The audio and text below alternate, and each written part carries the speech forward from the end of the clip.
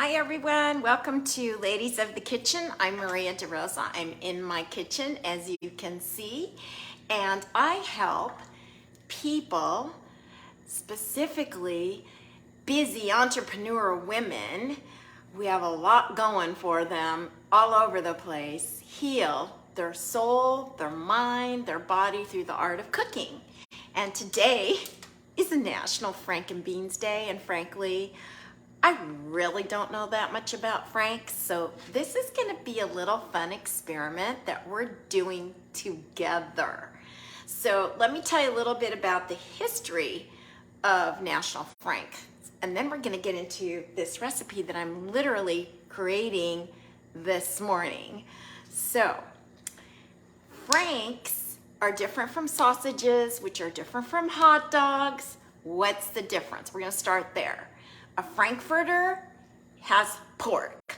That's a Frankfurter. A hot dog has all sorts of different meats in there, but primarily it's made with beef and pork. That's a good hot dog. And then, and you've heard of all beef hot dogs, I'm sure. Then you've got the sausage. The sausage always usually has pork in it and a mixture of other meats. It could be pork and sirloin or pork and ground beef from a mixture of other beefs. So that's the difference, guys. So what are we gonna do today? Okay, beans, one of my favorite is cannelli beans because they're good for you, and we use them in a lot of Italian dishes. So even though this recipe was a spoof off of a Frank and bean recipe, I'm making it healthy. So we're using cannelli beans, and we're using a sausage, but it is a chicken and apple sausage. Yeah, so remember, sausage is supposed to be pork with other meat, but we're still using the name sausage in this chicken sausage because it still has a casing. But it's primarily, this is a new one that's on the market, and I'm trying it out. It looks amazing. No extra preservatives, no, no nitrates, all the good stuff. It's gluten-free, so it's got chicken, it has green apples, and then just a little bit of brown sugar. So I'm like excited. So I'm using that. So what have I done here? Woohoo! Oh, and by the way, who brought the hot dog, or if you want to call it Frank, or you want to call it sausage, but who brought it over here? So in the United States, interestingly enough, okay, I'm going to just show you what I've got going here. If you can see in the pan, I've got, I think you can see it, yeah, right? Yeah, there you go. I've got some garlic going in here. I put in, instead of chicken broth, I like to use water, a really good collagen bone broth that acts as a thickener, and a little bit of wine. I love to cook with wine. So that's simmering here. I got it simmering with some garlic. That's gonna be my basic broth.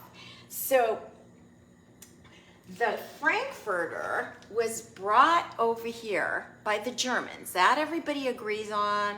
It made its big debut on Coney Island in New York in the 1900s. I think it was 1914. All that happened.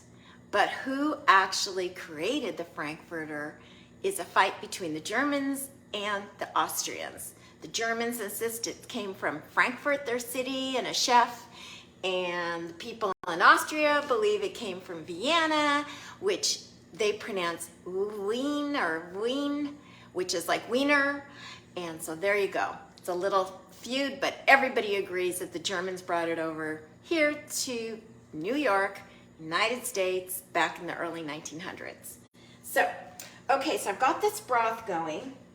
Then I've got my cannelli beans, and what I've done is I've smashed almost 2 canfuls of organic cannelli beans, and I saved about 2/3 of a cup of it.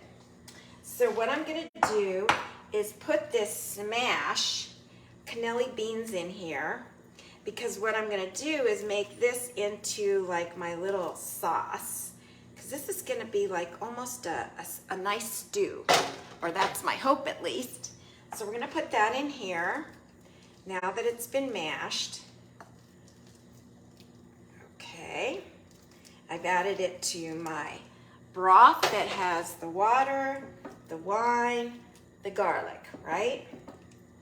And now we're gonna add some seasonings. This is being in a skillet. I love this iron skillet because it's gonna cook it up really nice and flavorful and give it a nice balance with the texture. I just love iron skillets. So now I've got some of my Italian seasoning, which is got dried thyme in there, a little bit of rosemary. I've got some lemon pepper, so I'm putting that in there.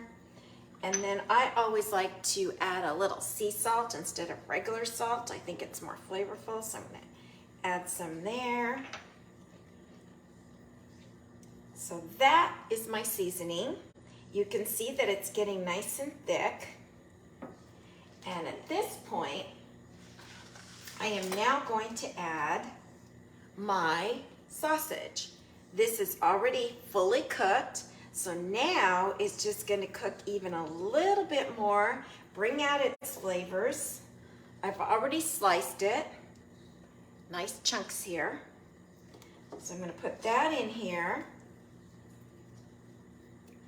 Okay, and you can see there's a nice thick sauce developing. Oh, I'm excited about this. Okay, now, what's really gonna make this flavorful and super healthy to include some nice veggies is I always like lemon to get the flavor. So I'm gonna add a small half lemon to give it some juice. Then I'm going to take some chard, which is kale, about a half of a thing of kale, and I've chopped it up into probably half of a section of the, I can't talk, of kale. It came in like a lettuce, you know how the romaines come in a chunk head and lettuce heads? Well, this was half of one, okay? That's what I'm trying to say. So now I'm cutting that up and putting it on top. This is gonna obviously cook away and add some nice flavor to it. Now, depending on how much you like kale, you can add a lot, you guys. I like kale in Spanish, so I'm putting a bit. Then, I'm gonna top that off with the 2/3 left of my cannelli beans. I'm gonna put that on top. See how easy this is? I mean, you can make this and it'll be ready in less than 30 minutes. Go, Rachel Ray, 30 minute. Woo.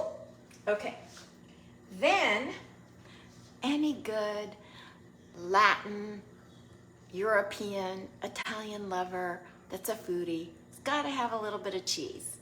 Some of the best, Parmesan Romano. I'm gonna sprinkle that on top. I've got, probably a 1/3 cup here. And this I'm gonna put on the top. And then I'm gonna save some of that for later. And that's it, guys. Then I'm gonna cover this. I've got this whole thing on low, and I'm literally gonna let it sit there for about 10 to 15 minutes. Maybe halfway through, I'll turn it around. And if I want to, I'll put it into the oven for a nice melted top of cheese. You could even add a little bit more cheese. And there you go. You got your skillet meal of frank and beans that's healthy. Voila! Easy breezy, and it's good for you. What more can you want? I'll be posting this recipe as well as the final picture of what this looks like later on today. You'll see it below. You're also gonna see this on YouTube, so you can watch me do the presentation again one more time. You can follow along with me. If you have any ideas, I am now going to be featuring people's recipes on my website. So send me a recipe. If it qualifies, you get a special little goodie from me. And I will put your name, give you credit, and I sometimes will even feature it. But today's is a spoof off of the Billionaire's Frankenbean recipe, and I totally tweaked it so that it would be healthy. I hope that I do some justice to the original recipe. All right, you guys, take care. See you in 2 weeks. I show up every other Thursday on Facebook Live to bring you people, places, things in the culinary world to help you heal from the inside out. Bye.